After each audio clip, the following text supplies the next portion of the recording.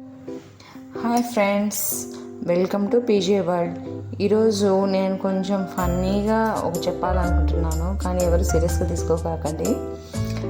పూర్వకాలంలో ఆడవాళ్ళు, పూర్వకాలంలో అంటే కొంచెం 90స్లో కూడా ఆడవాళ్ళు భర్తలకు భోజనం వడ్డించి వాళ్ళు తిన్న తర్వాత అదే కంచంలో తినేవారు.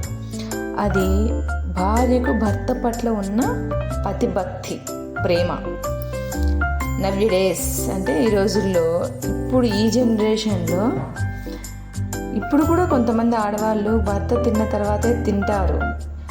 కానీ ఎందుకంటే మొదట భర్తపై టెస్ట్ చేస్తారు.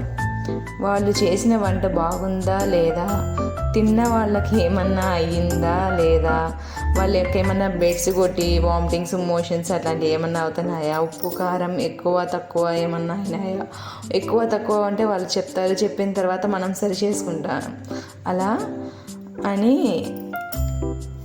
బాగుందా లేదా అని తిని వాళ్ళకి ఏమన్నా అయిందా లేదా అని ఏమి కాకుంటే అప్పుడు వాళ్ళు అమ్మయ్య ఏం కాలేదులే అని హ్యాపీగా తింటారు. అదే కంచంలో ఎందుకు తింటారో తెలుసా?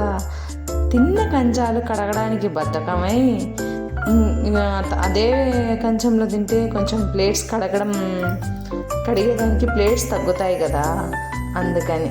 Just for fun, don't take serious. Thank you guys.